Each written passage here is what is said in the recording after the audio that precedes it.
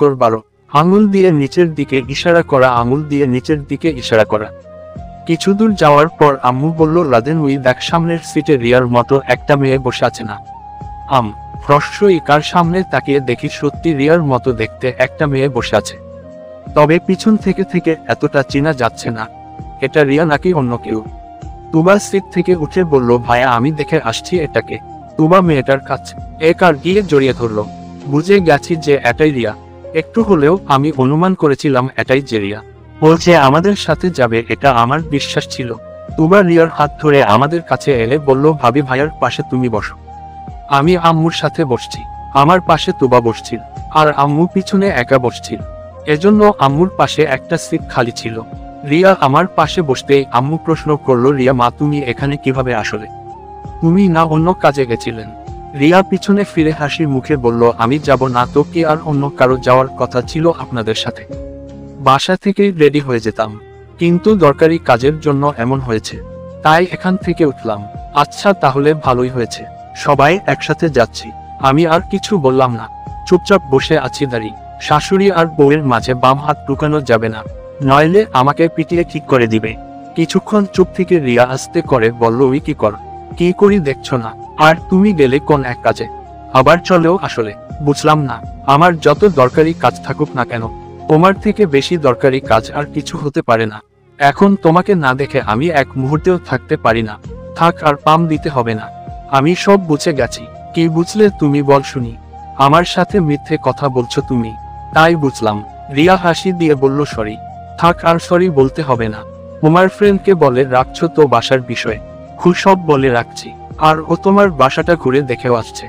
আমি ওকে সব কাগজপত্র অনলাইনে দিয়ে দিচ্ছি। সব দেখে ও বলল সব ঠিক আছে, শুধু তুমি গেলেই সবকিছু ওকে করে দিবে। জান রিয়া, অনেক পরিশ্রম করে এই ফ্ল্যাটটা কিনেছিলাম, কিন্তু আমার অর্ধাঙ্গিনী আমার সাথে বেইমানি করলো। এটা ও কিভাবে করতে পারলো? ওর কথা মনে করে আর নিজকে কষ্ট দিয়ে না। যা হয়েছে সব ভুলে যাও। ভুলে তো যেতেই চাই, কিন্তু পারি না। আচ্ছা রাত তো অনেক হলো, তুমি ঘুমিয়ে পড়, আমি ডেকে দিবনে। তোমার ঘাড়ে মাথা রেখে ঘুমাতে পারি? আমি কি না করেছি? না, তুমি যাবি বকা দাও। নিজের হবু বউকে আমি বকা দিব, এটা তুমি ভাবলে কি করে? রিয়া আমার কথা শুনে মুচকি মুচকি হাসতে লাগলো। আমার ঘাড়ে মাথা রেখে চোখ বন্ধ করে ঘুমাতে চেষ্টা করছে রিয়া। আমি ফোনে বসে বসে গল্প লেখার চেষ্টা করছি। আমার তো আবার এক নেশা আছে, যখন এই সময় পাই তখনই লেখা শুধু করি। তবে আজ পর্যন্ত গল্প লিখে আর উন্নতি করতে পারি নাই, শুধু সময় গেছে এটাই বলতে পারি। তবে পেয়েছি হাজার পাঠকদের ভালোবাসা, এটা বলতে পারবো। বাস আমাদের গন্তব্যের জায়গায় এসে দাঁড়ালো। পিছন থেকে আম্মু বলল, লাদেন আমরা কি এসে গেছি? আম্মু, আমাদের ঠিকানায় এসে গেছি, তোমাকে ডেকে তুল। আর এইদিকে আমি রিয়াকে আস্তে করে ওর কানের কাছ গিয়ে বললাম, রিয়া আমরা এসে গেছি, এখন উঠে পড়। কিন্তু বেচারি এমন ঘুমিয়েছে কোন, সারা শব্দ পেলাম না আমার কথায়। বাস তো আর আমাদের জন্য অপেক্ষা করবে না, তাই কোন উপায় না দেখে ওকে কোলে নিলাম। আম্মু আমার দিকে তাকিয়ে বলল, এটা তুই কি করছিস? এছাড়া কি করব বল আম্মু? ওকে এত করে ডাকলাম তাও ঘুম ভাঙল না। বাস থেকে নামতেই রিয়া ঘুম চোখে বলল, আমি এখন কোথায়? সাথে সাথে তুবা ওর দিয়ে বলল, আপনি এখন আমার ভাইয়ার কোলে ঘুমিয়ে আছেন। তুবার কথা শুনে রিয়া চোখ খুলে তাকিয়ে দেখে সত্যি আমার চোখে রিয়ার চোখ পড়তেই ও একটু লজ্জা পেয়ে বলল, আমাকে নিচে নামিয়ে দেন। রিয়াকে নিচে নামাতেই বলল, সরি, আমি কিছুই বলতে পারি নাই, এতটা পরিমাণের ঘুম এসে গেছিল চোখে। থাক, আর কিছু বলতে হবে না, এখন তুমি তোমার বাসায় চলে যাও। আর আম্মু চল আমরা হোটেলে যাই। রিয়া বোকার মতো প্রশ্ন করলো, হোটেলে কেন? ওখানে আমি রুম বুকিং করে রাখছি আগে থেকেই। কিন্তু আমাদের বাসা থাকতে তোমরা হোটেলে থাকবে, এটা তো হতে পারে না। আন্টি চলেন আমার সাথে। আম্মু আমার দিকে তাকিয়ে বলল, লাদেন এখন কি করবি? কি করবি মানে আম্মু? এতগুলো টাকা দিয়ে রুম বুকিং করলাম, আর এখন যদি না যাই অযথা টাকাগুলো নষ্ট হবে। রিয়া তুমি বরং চলে যাও, আমরা সকালে আসছি। মা আর তুবাকে তোমাদের বাসায় পাঠিয়ে আমি ঝামেলা মিটিয়ে নিব। রিয়া আমার দিকে বড় বড় চোখে তাকিয়ে বলল, তার মানে তুমি যাবে না? দেখ রিয়া, বোঝার চেষ্টা কর, তাহলে আমিও যাব তোমাদের সাথে, চল। তুবা রিয়ার হাত ধরে বলল, আরে ভাবি চলেন তো আমাদের সাথে, সবাই একসাথে থাকি, পরে সকালে যাব কেমন? এখান থেকে সবাই মিলে রিক্সা করে হোটেলে চলে গেলাম। আমি হোটেল ম্যানেজারকে আগেই বলে রাখছি আমাদের আসতে অনেক রাত হবে, এজন্য উনি একজনকে বলে রাখছে আমাদের আসতেই যেন রুমের চাবি দিয়ে দেয়। চাবি নিয়ে রুমের দরজা খুলে ভিতরে গেলাম। রুমটা অনেকটাই বড় আছে, তবে ঝামেলা একটাই, এখানে দুইটা বেড। আমি তো বলছিলাম এ কারণ দুইটাই বেড হয়, একটাইতে আম্মু আর তুবা থাকবে, আর অন্যটাতে আমি। কিন্তু কে জানতো রিয়া এসে যাবে আর একটা ঝামেলা তৈরি করে দিবে আমার জন্য। আমি নিচে বিছানা করতে করতে বললাম, আম্মা তুমি আর তুবা একটাতে থাক, আর রিয়া তুমি পাশের বেডে শুয়ে পড়। আমি নিচে ঘুমিয়ে গেলাম। এমনই অনেক রাত হয়ে গেছে, এত কথা আর বলতে পারবো না, প্রচুর ঘুম পেয়েছে। গুড নাইট এটা বলেই নিচে শুয়ে পড়লাম। সবাই সবার মতো শুয়ে পড়ল। তবে সকালে যখন আমার ঘুম ভাঙল তখন বুকটা কেমন জানি ভারী ভারী লাগছে। ভূত পেত আবার বুকের মাঝে চেপে বসলো না তো, কেমন জানি ভয় হতে লাগলো দাঁড়ি। সকাল সকাল কি ঝামেলায় পড়লাম, ভয়ে চোখ খুলতেও পারছি না, যদি কিছু করে ফেল। একার আমি আবার ভূত পেত খুব ভয় পাই। অল্প করে চোখের পাতা মেলিয়ে দেখি, আরে এটা তো রিয়া। লাফ দিয়ে উঠে জোরে একটা চিৎকার দিয়ে বললাম, তুমি এখানে কি কর? আমি লাফ দিয়ে উঠার কারণে রিয়া অনেকটা দূরে গিয়ে পড়ল। আম্মু উঠে প্রশ্ন করলো, কি হয়েছে রে? আর রিয়া, মা তুমি নিচে কেন? রিয়া কান্নার সুরে বলল, আমি নিচে কেন, আপনার ছেলেকে জিজ্ঞাসা করেন দাঁড়ি। মাঝ রাতেও আমাকে টেনে নিচে নামিয়ে আনছে আর এনে। এটা বলেই চুপ হয়ে গেল। ভয়ে ভয়ে বললাম, দেখ রিয়া, একদম মিথ্যা কথা বলবে না, আমি তোমাকে নিচে আনছি নাকি তুমি নিজে নিজে আসছো? মিথ্যা কথা বল কেন? দেখেন দেখেন আন্টি, আপনার ছেলে কি মিথ্যা কথা বলছে। এর মাঝে আম্মু আমাকে ধমক দিয়ে বলল, আমি তোর কাছ থেকে এটা আশা করব ভাবতেও পারি নাই। আরে ও তো বর্তমানে আমাদের মেহমান, আর তুই এখনো ও তো তোদের বিয়ে হয় নাই। আর এর মাঝেই রিয়া উঠে আম্মুর কাছে বসে বলল, সরি আন্টি মিথ্যা বলার জন্য। আসলেই রাতে আমার ঘুম আসছিল না, তাই ভাবলাম একটু আমার বরের বুকে শুয়ে দেখে ঘুম আসে কিনা। আর দেখেন নিচে শুতেই কখন যে আমি নিজে ঘুমিয়ে গেলাম বলতেও পারি না। মনে মনে বললাম, এই মেয়ে তো বিয়ের আগেই আমার মানিজ্যত সবকিছু শেষ করে দিবে। বসা থেকে উঠে ফ্রেশ হয়ে বাহিরে গেলাম। একটু পর রুমে যেতেই হোটেল বয় এসে খাবার দিয়ে গেল। খেয়ে টেয়ে হোটেল থেকে বের হলাম। এর মাঝে তুবা বলল, ভাইয়া এখন তাহলে আমরা কোথায় যাচ্ছি? আম্মু আর তুই রিয়ার সাথে রিয়ার বাসায় চলে যা, আমি একটু মিতুকে দেখে আসি, ওদের সাথে আমার অনেক হিসাব বাকি আছে। সাথে সাথে আম্মু বলল, আমরা যাব মানে? চল, ওকে তো আমাদেরও দেখার আছে দাঁড়ি। রিয়া চল। চলেন আন্টি। সবাই মিলে আবার সেই আগের পরিচিত জায়গায় এসে দাঁড়ালাম। রিয়া হাত দিয়ে ইশারা করে বলল, এই দেখ আমার বেস্ট ফ্রেন্ড আমাদের জন্য পুলিশ নিয়ে দাঁড়িয়ে আছে। গাড়ি থেকে নেমে রিয়া গিয়ে ওর বেস্ট ফ্রেন্ড এর সাথে হাত মিলিয়ে কিছুক্ষণ কথা বলল, আবার আমার দিকে ইশারা করে কি জানি দেখিয়ে দিল। আমার কাছে আসতে আসতে ওর বেস্ট ফ্রেন্ড বলল, তাহলে এটাই তোর হবু বর্মি লাদেন। রিয়া একটু লজ্জা পেয়ে বলল, হো এটাই। রিও আকার বেস্ট ফ্রেন্ড আমার কাছে এসে হাত মিলিয়ে বলল, সরাসরি কি আমরা ভিতরে ঢুকে সবকিছু ওকে করে দিব দাঁড়ি, নাকি না আপনারা এখানে থাকেন, আমার একটু ওদের সাথে হিসাব নিকাশ আছে। রিয়া আমার হাত ধরে বলল, তোমাকে আমি একা ভিতরে যেতে দিব না, চল আমিও যাচ্ছি। আরে না, তুমি বরং থাক, আমি একা ওদের সাথে কথা বলবো। আরে ওরা খুব খারাপ, বুঝো না কেন? আম্মু আমার দিকে তাকিয়ে বলল, নিয়ে যাওগে, যদি কোন সমস্যা হয়। আমি সামনের দিকে হাঁটা দিলাম। কাপা কাপা হাতে কলিং বেলে হাত দিতেই রিয়া বলল, ভয় হচ্ছে নাকি তোমার? এটাকে ভয় বলে না, অনেক দিন পর চীনা পরিচিত কারোর সাথে দেখা হবে, তাই এমন লাগছে। কলিং বেল বাজিয়ে কিছুক্ষণ দাঁড়িয়ে আছি। প্রায় 2 মিনিট পর রিফাতের আসল বউ এসে দরজা খুললে বলল, কে? আর যখনই দেখলো আমি তখন আর কিছু রিফাতের বউয়ের মুখে কথা নেই, দাঁড়িয়ে একদম চুপচাপ দাঁড়িয়ে আছে। হয়তো আমি এখানে আসবো যে এটা আশা করেনি। আমি রিফাতের বউকে প্রশ্ন করলাম, এখানেই কি দাঁড়িয়ে থাকবো নাকি ভিতরে আসতে বলবেন না? রিফাতের বউ একটু তাড়াহুড়ো করে বলল, ও সরি ভিতরে আসেন ভাইয়া। আর মেয়েটাকে তো চিনতে পারলাম না। রিয়ার দিকে তাকিয়ে বললাম, ও আমার সিকিউরিটি গার্ড। এটা শুনেই রিয়া কেমন জানি রেগে গেল। মনে মনে বললাম, খুব তো আমার সাথে আসতে চাইলে এখন মজা বুঝো। ভিতরে গিয়ে বসতেই রিফাত রুম থেকে বেরিয়ে এল। রিফাতকে দেখে প্রশ্ন করলাম, কিমি রিফাত ভালো আছেন? রিফাত আমাকে দেখে কোন রিয়েকশন করলো না, আমার কাছে বসে একটু জোরে বলল, মিতু আমাদের জন্য 2টা কফি নিয়ে আসতো। মিতু নামটা শুনে বুকের ভিতরে কেমন জানিয়ে একটা মুচড় দিয়ে উঠল। কত সময় কাট হ্রস্ব ইকার অয়ছি ওর সাথে, হয় শেষ ও আমার সাথে বেইমানি করলো। একটু পর মিতু হাতে করে 2টা কফি নিয়ে ভিতরে ঢুকলো। ওকে দেখে আমি পুরাই বোকা হয়ে গেছি। ওর চেহারাটা একেবারে নষ্ট হয়ে গেছে। দেখা বোঝা যাচ্ছে ওর উপর অনেক অত্যাচার করা হয়, কাজের মহিলা করে রাখছে এখানে। আমি জানতাম এমন একটা কিছু হবে, কারণ রিফাতের প্রথম বউকে আমি খুব ভালো করে চিনি। মিতু আমাকে দেখে কফি ফেলে দিয়ে দৌড়ে আমার কাছে এসে আমাকে জড়িয়ে ধরে বলল, বি তুমি ফিরে আসছো। বিশ্বাস কর, তুমি চলে যাওয়ার পর আমি একটুও ভালো নেই। অনেক বড় ভুল করছি আমি, সেটা জানি। দেখ, ওরা আমার উপর অনেক অত্যাচার করেছে দাঁড়ি, এমনকি আমার পেটের সন্তানকেও ওরা মেরে ফেলছে। এদের ছাড়বে না তুমি। রিয়া সাথে সাথে মিতুর চুল ধরে বলল, তোর কত বড় সাহস আমার স্বামীকে জড়িয়ে ধরিস। আমি উঠে রিয়াকে জড়িয়ে ধরে বললাম, রিয়া ছেড়ে দাও, বেচারি এমনই অনেক কষ্টে আছে। রিয়া আমার দিকে তাকিয়ে বলল, তুমি বলছো দেখে ছেড়ে দিলাম, নইলে? মিতু কান্না করতে করতে বলল, তুমি বিয়ে করে নিয়েছো, তোরও কি মনে হয় রে শালী? যদি পারতাম তোরে গলা টিপে হত্যা করতাম। এখন কেন আমাকে চাস? কেন মনে থাকে না যখন পরকিয়া করিস? এখন মজা বুঝো। রিফাত আমার দিকে চোখ লাল করে বলল, তোর সাহস হয় কি করে আমার বউকে এসব কথা বলার? আর এই মেয়েকে যে আমার বউয়ের উপর তুলে, ওকে আমি মারবো কাটবো, সেটা আমার বিষয়ে তুই বলার কে? নাকি পুলিশ ডেকে আবার তোরে সাইজ করতে হবে? রিফাতের কথা শুনে মেজাজ আমার গরম হয়ে গেল।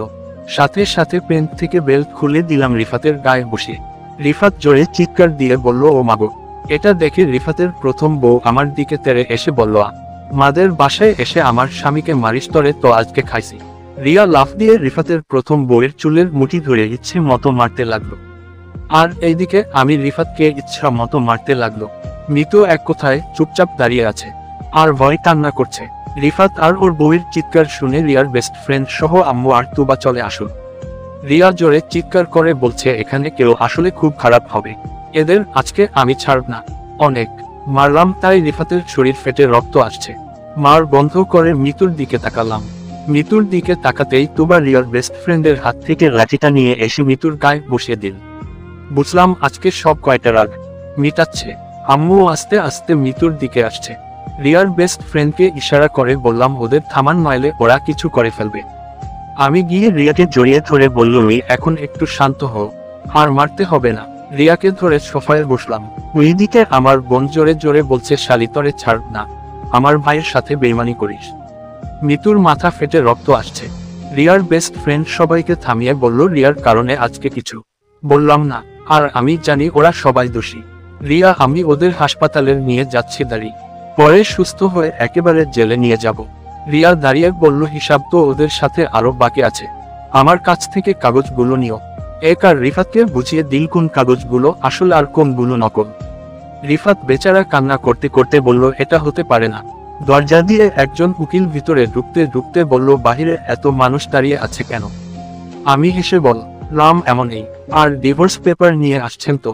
আমি আসার সময় একজন উকিলকে বলে রাখছি সবকিছু যেন রেডি রাখে, আর এতক্ষণ যদি পুলিশ না থাকতো তাহলে হয়তো রিফাত বেঁচে যেত। বাহিরে পুলিশ হয়তো কাউকে ভিতরে আসতে দিচ্ছে না। উকিল আমার দিকে তাকিয়ে বলল, সবকিছু রেডি। আর ওদের এভাবে মারলো কে? আমিই মারলাম। অপরাধ করছে, শাস্তি তো পেতেই হবে।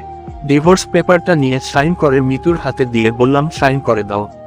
মিতু কল মটা দূরে ফেলে বলল, আমার জীবন চলে যাবে তাও আমি সাইন করব না। কান্না করতে করতে বলল, আমি ভুল করছি, মানুষ মাত্রই তো ভুল, হয়তো না জেনে শুনে আমি একটা ভুল করে ফেলেছি। আর তুমি জান না, তুমি চলে যাওয়ার পর ওর বউয়া মার বাচ্চাটাকে মেরে ফেলে আর আমাকে দাসী করে রাখছে এখানে।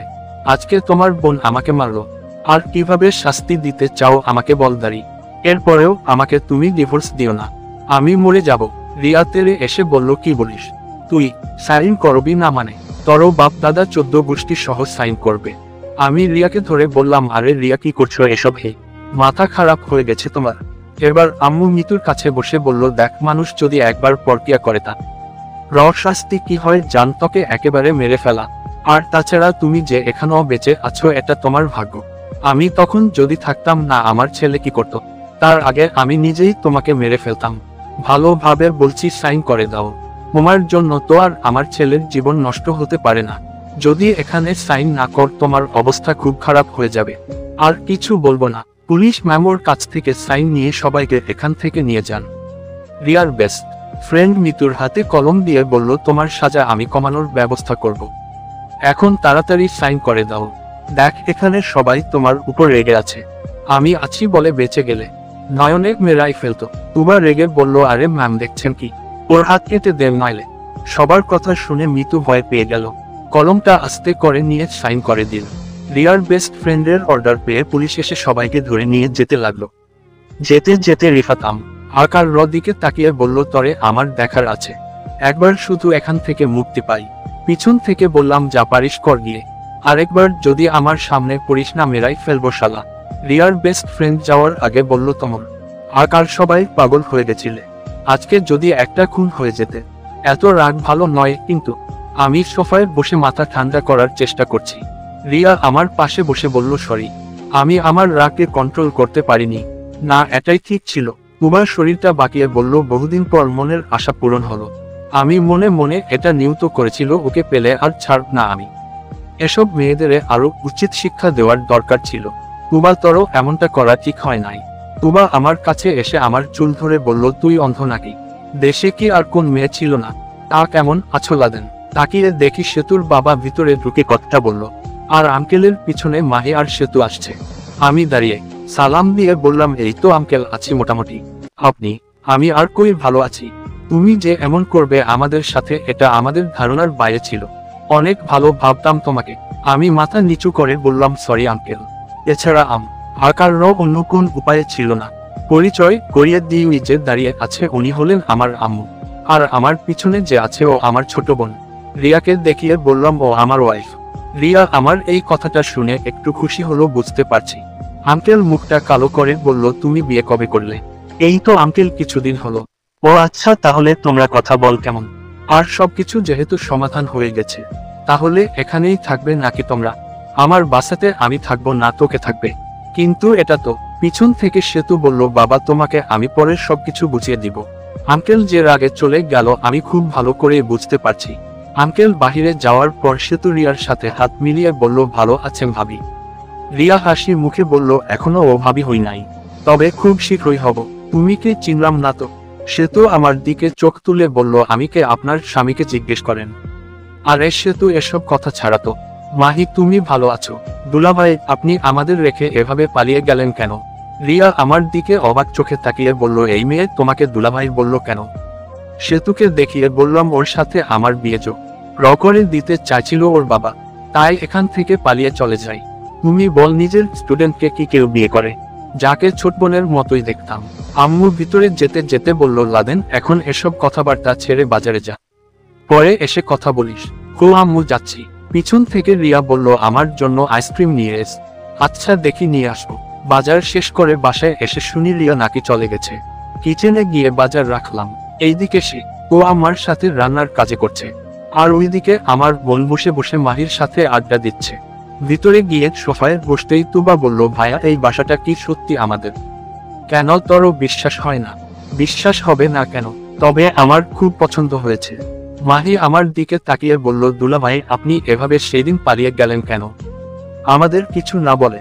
মাহি, আমি তোমার বোনকে বিয়ে করি নাই, আর করবো না। আর দ্বিতীয়ত, আমাকে দুলাভাই বলে ডাকবে না কেমন? দুলাভাই ডাকলে কি কোন সমস্যা আছে লাদেন ভাইয়া? আর এসে তো আসো আসো, এখানে বসো। খুব বলেন ভাইয়া। আচ্ছা, তোমার খবর কি বল? এই তো ভাইয়া, চলছে কোন রকম। তবে আপনি আসছেন, আমি খুব খুশি হয়েছি। আবার আপনার কাছে পড়তে পারবো না? সে তো এখন আমার কাছে তেমন কোন সময় নেই, তাই তোমাকে পড়ানো যাবে না। স্যার, আপনার এখন পড়তে হবে না। আপনার বোন আছে না? কি বল তুবা আবু? তুবাও হাসি মুখে বলল, হো, আমি আছি তো, চিন্তা কর না। আচ্ছা সেতু, তোমার বাবা কি আমার উপর রেগে আছে? খুব অনেক রেগে আছে বাবা আপনার উপর। কেন, আমাকে বিয়ে করেননি এজন্যই? তবে আপনাদের জুটি কিন্তু সেই রিয়া ভাবিকে আপনার সাথে খুব মানাবে। ধন্যবাদ সেতু। আচ্ছা ভাইয়া, অনেক সময় হয়ে গেল দাঁড়ি, এখন আমরা আসি তাহলে। এই মাহি, চল। মাহি যেতে যেতে বলল, ভালো থাকবেন দুলাভাই, আবার দেখা হবে। সেতু, তোমার বোনকে বল আমাকে যেন দুলাভাই না বলে। আমার কি আর? সেতু আমার কথা থামিয়ে বলল, ছোট মানুষ বুঝে না ভাইয়া, কিছু মনে করবেন না। তবে আমি না করব। ওরা যেতেই তুবা আস্তে করে আমাকে প্রশ্ন করলো, ভাইয়া, আমার রিয়া ভাবিকে কেমন কেমন জানি সন্দেহ হয়। কেন, কি হয়েছে? তুই যাওয়ার পর রিয়া ভাবির ফোন আসে দাঁড়ি। কিছুক্ষণ কথা বলার পর বলে, আমার জরুরি দরকার আছে, তাই তাড়াতাড়ি যেতে হবে। সেই দিনও আমাদের বাসায় এমন করলো, আর আজকেও। আমি তুবার কথা শুনে কিছুক্ষণ চুপচাপ বসে চিন্তা করলাম, আর দূর, আমি আবার ওকে সন্দেহ করছি কেন? ও তো এখন ঢাকায় আসছে, তাই হয়তো অফিসের দরকারি কাজে গেছে। তবে মনের ভিতরে যেন অজানা একটা ভয় হচ্ছে দাঁড়ি। আসলেই রিয়া এভাবে কোথায় নাই হয়ে যায় হঠাৎ করেই। ভাইয়া কি চিন্তা করছি? কিছু না।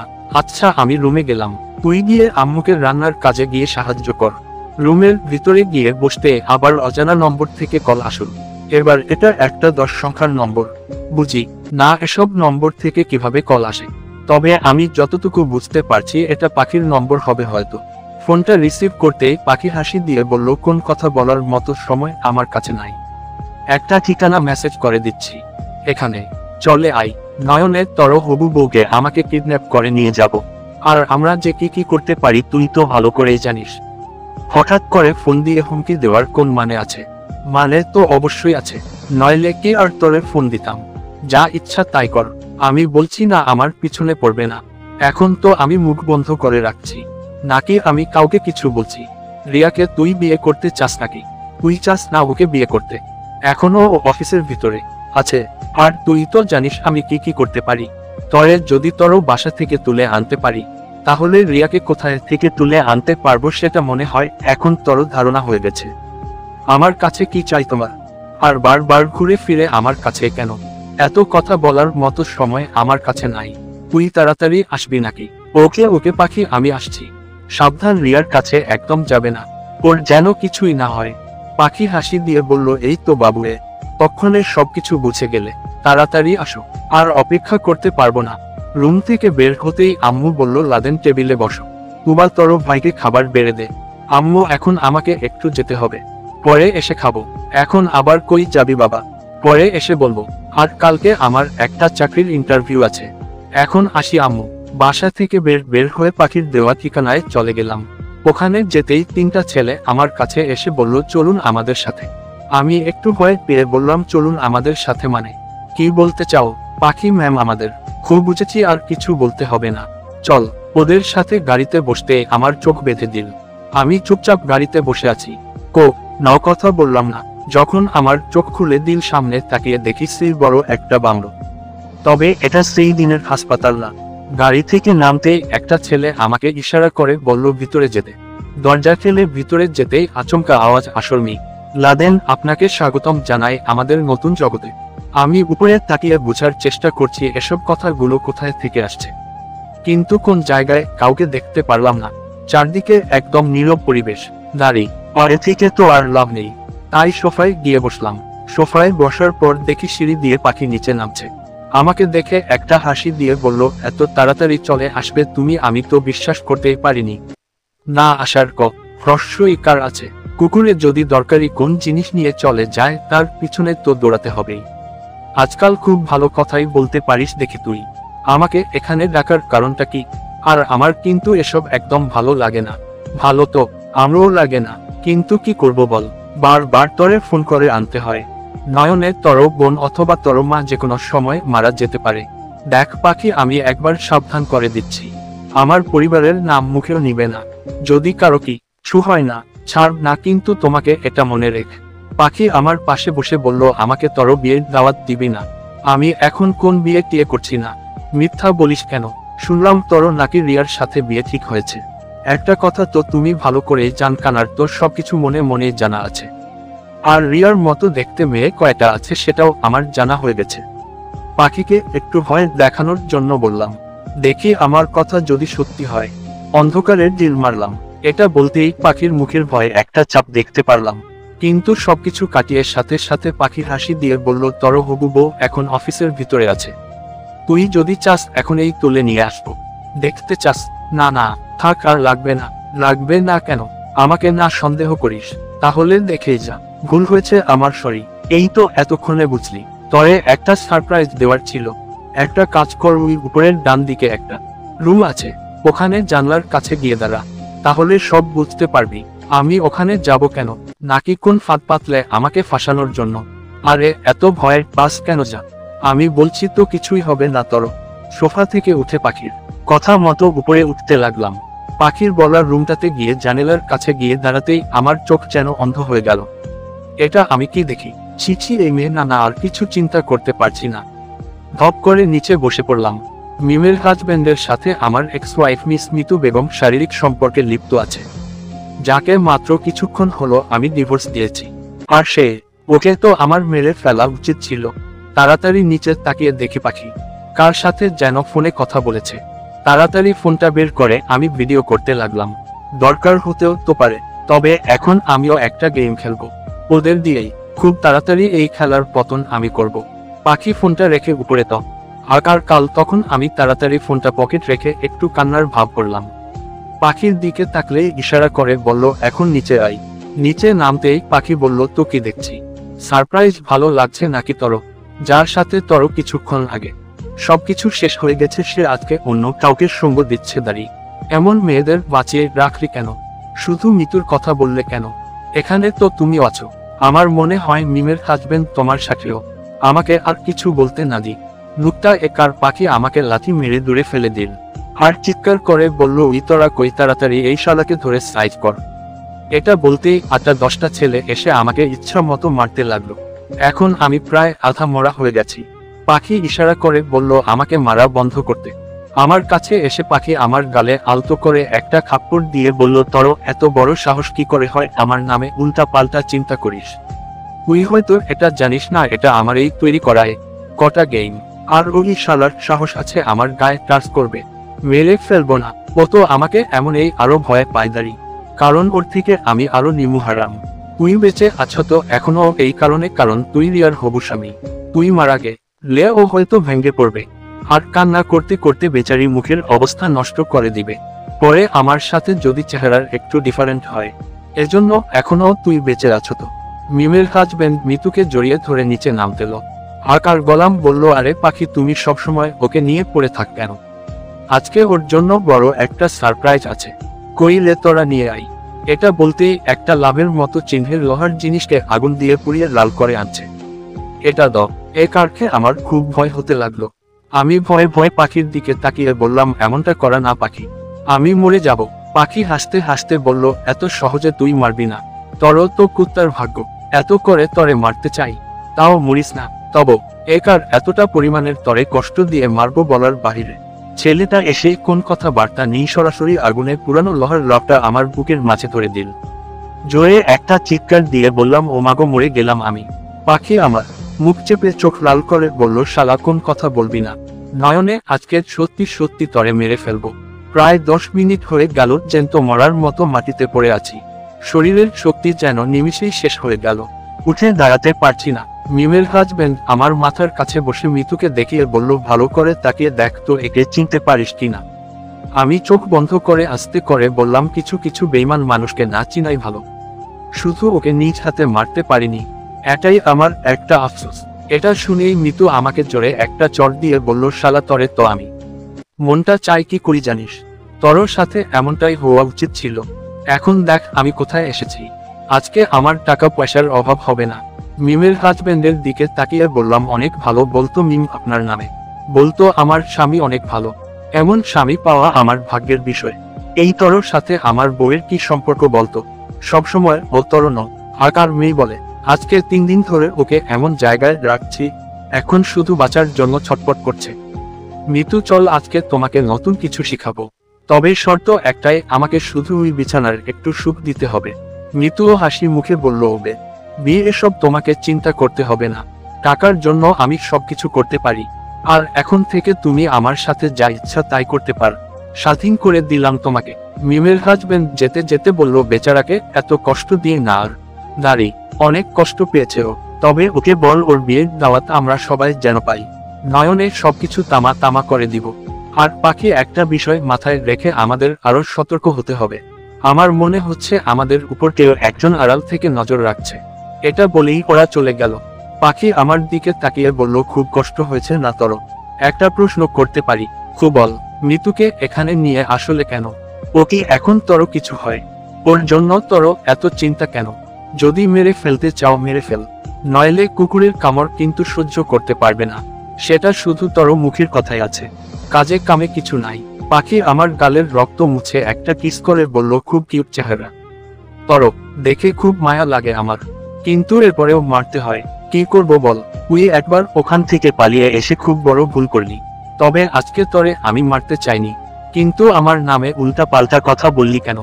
আমি তো ফ্রস্ট ইকার মেয়ের হাজবেন্ডকে ভালো করেই চিনি, আর এসব পুরো কাজকর্ম আমি নিজেই চালাই। এই শালা তোর টাকার জন্য আমার পিছনে পড়ে আছে, শুধু একা এই বিজনেস করতে পারবো না বলে ওকে সাথে রাখি, নইলে তো কোন দিনেই লাথি মেরে বিদায় করে দিতাম।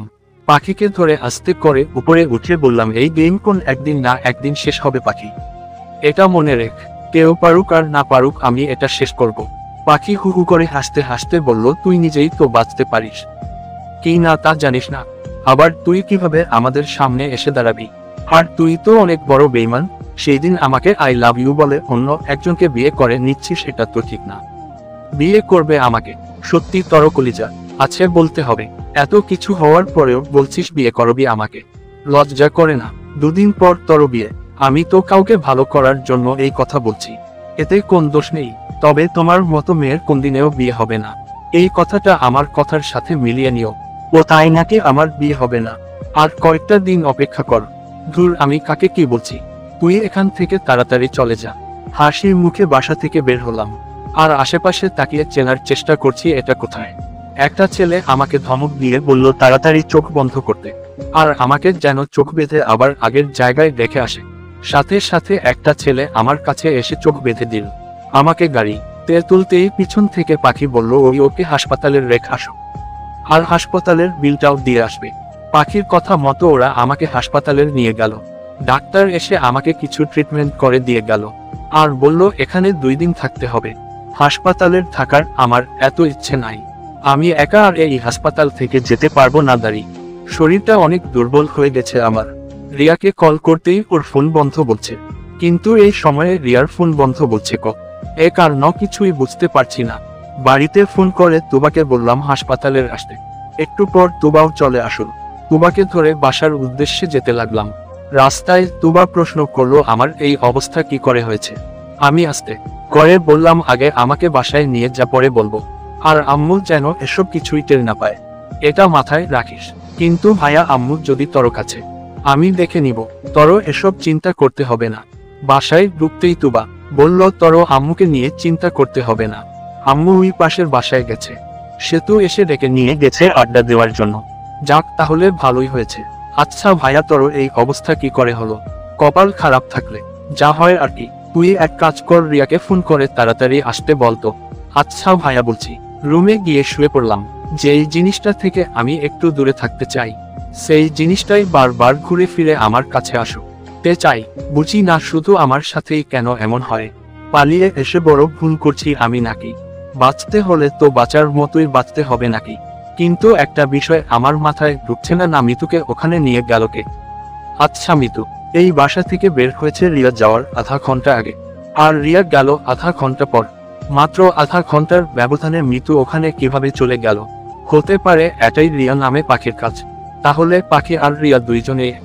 আর ওইদিকে পাখি বলল রিয়া নাকি অফিসের ভিতরে আছে। শহরে আসছিলাম একটু ওদের হাত থেকে বাঁচার জন্য, কিন্তু বাঁচতে গিয়েও বাঁচতে পারলাম না। ওদের নেটওয়ার্ক খুব বড়, সব জায়গায় ওদের লোক আছে। হঠাৎ করে কারো আসা রড শব্দ পেলাম। সামনে তাকিয়ে দেখি রিয়া অফিসের পোশাকে সরাসরি এখানে চলে আসছে। তার মানে রিয়া কি এতক্ষণ অফিসে ছিল? তাহলে পাখির কথাই ঠিক ছিল। রিয়া আমার এই অবস্থা দেখে কান্না করতে শুরু করলো। বলছে, আমার এই অবস্থা কে করলো? শোয়া থেকে উঠে রিয়ার মাথায় হাত দিয়ে বললাম, কান্না কর না রিয়া, কিছু হয় নাই। কান্না করব না মানে? আমার শার্ট খুলে বলল, সত্যি করে বল, তোমার এই অবস্থা কে করলো? আর এটা আমার বুকেও যে আঘাত আছে, তুমি এটা কিভাবে জান? রিয়া আমার কথা শুনে কান্না বন্ধ করে একটু চুপ করলো, আবার বলা শুরু করলো যে কেউ দেখে বুঝে ফেলবে যে তোমার বুকে আঘাত আছে। এমন বোকার মতো প্রশ্ন কর কেন তুমি? আর তোমার এই অবস্থা কে করলো? আমাকে শুধু একবার বল। তুবা, তুই একটু বাহিরে যা। তুবা আমার কথা শুনে মুখ মাকিয়ে বাহিরে চলে গেল।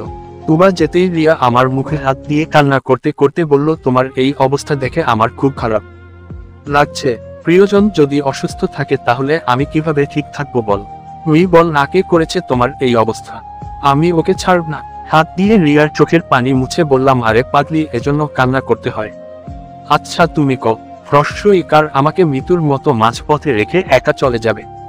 রিয়া আমার ঠোঁটে ঠোঁট লাগিয়ে কিছুক্ষণ পর ছেড়ে দিয়ে বলল, এই জীবন যতদিন আছে ততদিন তোমাকে ছাড়া আমি এক মুহূর্তেও থাকতে পারবো না। আমাকে কি তোমার মৃত্যুর মতো একার ইমান মনে হয়? আমি পাশে থাকতে তোমার কিছুই হবে না। আর একদিন যদি আমার অনুমতি ছাড়া বাইরে যাও না, মেরে ফেলবো একদম। আজকে যদি তোমার কিছু হয়ে যেত। আচ্ছা, এটা তো বললে না তোমার সাথে কে এমন করলো? এই প্রশ্নটা জিজ্ঞেস কর না রিয়া। বলতে পারবো না। রিয়াকে না বলার একটা কারণ আছে, পরে বলবো। ওকে বেবি বলতে হবে না, আগে তুমি সুস্থ হও, পরে শুনবো।